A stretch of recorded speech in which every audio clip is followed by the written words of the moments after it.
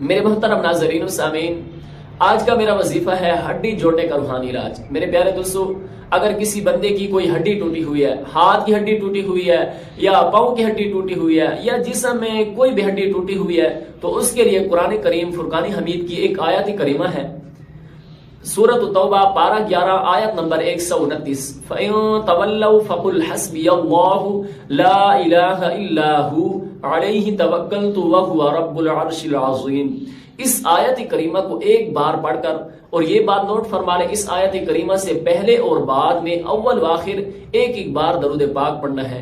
اس آیت کریمہ کو پڑھ کر اس پر دم کر دیجئے، انشاءاللہ الکریم اللہ تعالیٰ کے فضل و کرم سے جو ٹوٹی ہوئی ہڈی ہے یا پھٹی ہوئی ہڈی ہے وہ جڑ جائے گی۔ میرے ناظرین و سامعین، ایسی اچھی ویڈیوز دیکھنے کے لیے ہماری اس ویڈیو کو لائک کیجئے، چینل کو سبسکرائب کر کے بیل کے نوٹیفیکیشن کو آل پر کر دیجئے تاکہ ہر آنے والی نئی ویڈیو آپ تک پہنچ سکے۔ میرے پیارے دوستو، اپنی دعاؤں میں یاد رکھیے گا۔ جزاک اللہ خیرہ۔